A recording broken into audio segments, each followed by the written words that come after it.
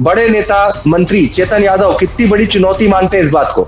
ये जो मंत्री पद है ये टेम्परेरी परमिट है जो अभी समाप्त हो चुका है और आने वाली 3 तारीख को तो परमानेंटली ये समाप्त हो जाएगा, इसलिए इसमें कोई बड़ी चुनौती नहीं है। मंत्री होकर उज्जैन के लिए कुछ नहीं कर पाना तो फर्जी पीएचडी घोटाला यहाँ पकड़ा जाता है। भू माफियाओं का रैकेट बन गया है तो शहर में कोई काम नहीं कर सकता है। दूसरे व्यापारियों से भी सीधे सीधे यहाँ पर वसूली के काम किए जाते हैं।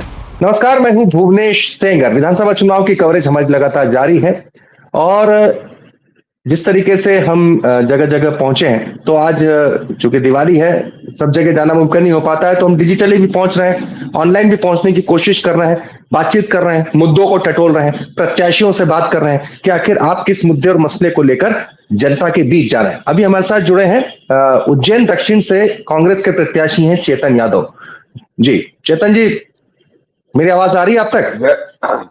जी आ रही है। जय श्री धन्यवाद। नमस्कार। जय श्री महाकाल, जय हो। शुभकामनाएं।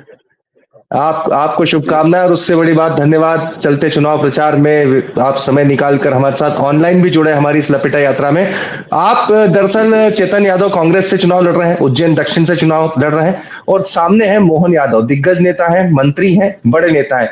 बड़े नेता मंत्री चेतन यादव कितनी बड़ी चुनौती मानते हैं इस बात को?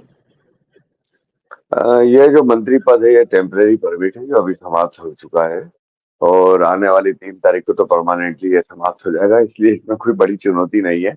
मध्य प्रदेश में सरकार कमलनाथ जी की बनने जा रही है तो टेम्परेरी परमिट है, इसमें कोई बड़ी चुनौती नहीं है। बड़ी चुनौती नहीं, लेकिन 10 साल है, मोहन यादव हैं, बड़े नेता हैं और 10 साल मंत्री जो है मंत्रालय भी रहा पिछले 5 साल उनके पास, तो ऐसे में उनके पास कहना है कि गिनाने को काफी उपलब्धियां, इस पर आप क्या कहते हैं? मेरे को तो जहां तक लगता है उनकी उपलब्धियों से बड़ा ज्यादा उनके पास नाकामियां हैं जो लोग खुद गिन रहे हैं। जैसे उच्च शिक्षा मंत्री होकर उज्जैन के लिए कुछ नहीं कर पाना तो फर्जी पीएचडी घोटाला यहाँ पकड़ा जाता है। कई डिपार्टमेंट्स की ओपनिंग करा दी जाती है, उसके अंदर अगर देखा जाए तो गलियारों में ये बिल्कुल सबको पता है कि इसमें 1-2 लाख रुपए नियुक्तियों के अंदर लिया जाना। महाकाल कॉरिडोर के भ्रष्टाचार की बातें उनके लिए बहुत ज्यादा सड़क पर है। जो सड़कें यहाँ पर 1-2 बनाई है उसके अंदर काफी बड़ा कमीशन लेने का उनके ऊपर आरोप लगता है जनता के बीच में। तो जहां तक बड़ी बात है कि आप उनको बड़ा मंत्री कह रहे हैं तो वो उनके पास एक डिजिग्नेशन हो सकती है, पर उन्हें बड़े जैसा कोई काम नहीं किया उसपे। तो जनता के बीच आप जा रहे हैं तो किस मुद्दे को लेकर जा रहे हैं? एक्चुअल जनता को सारे मुद्दे पता है। जनता भय, भ्रष्टाचार, भय मुक्त व्यापार, बेरोजगारी, उज्जैन शहर में महाकाल मंदिर पर जो शुल्क वसूला जा रहा है उसके ऊपर हम सब जनता के बीच में जा रहे हैं और जनता स्वयं आगे से ये सब बातें कह रही है, हमें उनको कुछ कहना नहीं पड़ रहा है। भय से क्या तात्पर्य है? क्या कोई वसूली होती है? थोड़ा खुल के बताइए ना, क्या होता है? भय से बिल्कुल तात्पर्य ये है कि यहाँ जो प्रॉपर्टी का धंधा करते व्यवसायी हैं वो लोग व्यवसाय नहीं कर पाते हैं, उनको जबरदस्ती पर अंडर प्रेशर में लाकर उनके एग्रीमेंट्स बदल दिए जाते हैं, जबरदस्ती रजिस्ट्रियां कराई जाती हैं। कई सारे लोगों ने रैकेट्स बना लिए, भू माफियाओं का रैकेट बन गया है तो शहर में कोई काम नहीं कर सकता है। दूसरे व्यापारियों से भी सीधे सीधे यहाँ पर वसूली के काम किए जाते हैं। तो ये सब चीजें जो है इनके कार्यकाल में दक्षिण विधानसभा जो हमारा उज्जैन शहर था बड़ा शांत था, ये बिल्कुल गुंडा तत्वों से भर चुका है। सामाजिक तत्व बढ़ चुके हैं, जगह जगह दारू की दुकानें खुल गई हैं। दारू की दुकानें खुल गई वहां तक ठीक है, उसके अलावा अवैध शराब का भी बड़ा एक रैकेट यहाँ पर उज्जैन में चल रहा है। तो किसकी सेवा पे चल रहा है? ये मेरा सीधा सीधा आरोप है, ये सब जनप्रतिनिधि विधायक मोहन यादव के नेतृत्व में चल रहा है। यानी आप कह रहे हैं कि प्रदेश के शिक्षा मंत्री जगह जगह दारू बंटवा रहे हैं, प्रॉपर्टी पे कर रहे हैं, अभी आप इस तरह का आरोप लगा रहे हैं? बिल्कुल सही है। हमारे यहाँ उज्जैन शहर में कई उदाहरण ऐसे हैं, समय आने पर उनके भी हम लोग उन सब्जेक्ट पे भी खुलासा करेंगे। और ये आरोप नहीं है, जनता खुद भुगत के बैठी हुई है।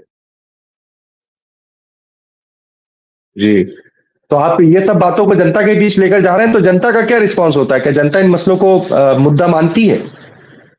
जनता इन मसलों को बहुत अच्छे से जानती भी है, मानती भी है और परिवर्तन का मन भी बना चुकी है। परिवर्तन का मन बना चुकी। विकास की बात आएगी, महाकाल मंदिर जो है, बाबा महाकाल का मंदिर है, वो आपके विधानसभा क्षेत्र में है। महाकाल लोक की वो बात गिनाते हैं, अगर आपके जो सामने खड़े प्रत्याशी की महाकाल लोक बना है, इस पर क्या कहेंगे? बिल्कुल स्पष्ट कहेंगे कि ये जैन नारियों की योजना हमारी कांग्रेस के समय शुरू हुई थी। उसी में हमने रुद्र सागर के डेवलपमेंट का काम शुरू करा था। और धीरे धीरे समय बदलता गया और ये स्मार्ट सिटी में बदल गई। स्मार्ट सिटी के तहत ये काम किया गया है। तो जितना आप जानकारी रखते हैं, मैं भी रखता हूँ थोड़ी बहुत।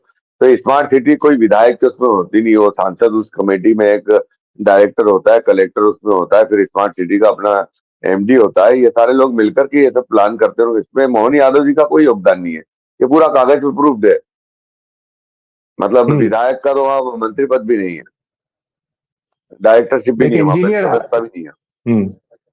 हम्म आप इंजीनियर हैं शायद, तो चेतन भाई एक बात बताइए कि अगर आप जनता के बीच जाते हैं, तो ये तो आपने मुझसे कहा, जो बातें अभी तक हुई कि भय की बात हुई, करप्शन की बात हुई, अवैध धंधों की बात हुई, लेकिन आपका क्या रीजन है? अगर आपको जनता चुने तो क्यों चुने? मैं जनता के बीच में जाता हूँ एज ए इंजीनियर भी। मैं जनता को कहता हूँ कि उज्जैन शहर का आज तक डेवलपमेंट का जो है ब्लूप्रिंट उज्जैन शहर के लिए नहीं बना है। सबसे पहले हमें उससे बनाना पड़ेगा। कोई भी तरक्की की शुरुआत करने के लिए हमें आधारभूत संरचना को जो है ठीक करना पड़ेगा। आज की तारीख में हमारे उज्जैन शहर में ऐसी मूलभूत सुविधाओं की कमियां हैं जिसको बहुत पहले समय पे हो जाना चाहिए था। जैसे कि ड्रेनेज प्रॉब्लम है। करीब 250-300 कॉलोनियां हैं जहाँ ड्रेनेज से सफर है, उनकी ड्रेनेज लाइनें इंटर लिंक नहीं है। मच्छर, गंदगी ये सब व्याप्त है। पेयजल की पाइपलाइन कम से कम 200-150 कॉलोनी के अंदर नहीं है। तो कुछ समय ये बात है। फिर एक बड़ी बात है कि शिप्रा नदी के अंदर जितना पानी जाता है, उसमें एक मेजर अमाउंट जो वाटर का होता है वो दक्षिण विधानसभा से शिप्रा नदी के अंदर नालों के मार्फत जाता है। तो हम लोग इतना जानते हैं कि अगर वाटर लेवल को देखते हुए काम किया जाता और सारी चीजों को देखते, ग्रेडियंट उठा करके काम करते, तो ये बहुत आसान काम था कि हम उज्जैन शहर में शिप्रा नदी में मिलने वाले सारे नालों को डाइवर्ट करते और शिप्रा नदी से मिलने से भी बचाते। साथ ही निचली बस्तियां जो हर बार आप देखते हैं, शांति नगर, एकता नगर, ये जो डूब क्षेत्र में बदल जाती है, ये सारी डूब क्षेत्र में जाने से भी बच जाती। और उससे बड़ी बात है कि शिप्रा शुद्धिकरण का जो एक मामला है वो हमारे सामने स्पष्ट हो जाता और हमारी शिप्रा माता जो है निर्मल और स्वच्छ बनी रहती। तो यानी आपका कहना है कि अगर आपके जो एजेंडे में है शिप्रा का जो पॉल्यूशन नदी में हो रहा है उसको रोकना है, चेतन यादव को कांग्रेस के सभी दलों का समर्थन मिल रहा है? वहां कोई गुटबाजी तो नहीं है? नहीं, कोई गुटबाजी नहीं है। सब लोग एक साथ होकर के मिलकर के इस चुनाव में लड़ रहे हैं और ये जनपद संघर्ष है जिसके अंदर जनता का संघर्ष हम लोगों को मिलकर लड़ना है। वास्तव में उज्जैन शहर की जो जनता है बहुत त्रस्त है वर्तमान जनप्रतिनिधि से। त्रस्त है। तो आपको, आप जनता के बीच जाते हैं तो वो लगता है बदलाव का मन है जनता का? जनता बदलाव कर चुकी, सिर्फ परिणाम 3 तारीख को आना बाकी है।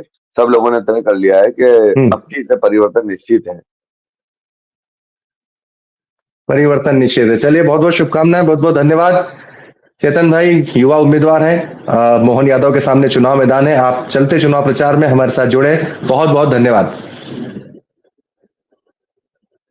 तो चेतन यादव प्रत्याशी, इसी तरीके से हम ऑनलाइन भी लोगों से जहां जहां जुड़ पा रहे हैं वहां से जुड़ रहे हैं, जो समय निकाल पा रहे हैं उनके जरिए चुनाव के इस मिजाज को भांपते हुए। आपसे गुजारिश है हमारे इस प्लेटफॉर्म को जरूर सब्सक्राइब करें। बहुत बेबाकी दमदारी के साथ हम अपनी बात रखते हैं, इसलिए दलापेटा को जरूर सब्सक्राइब करें।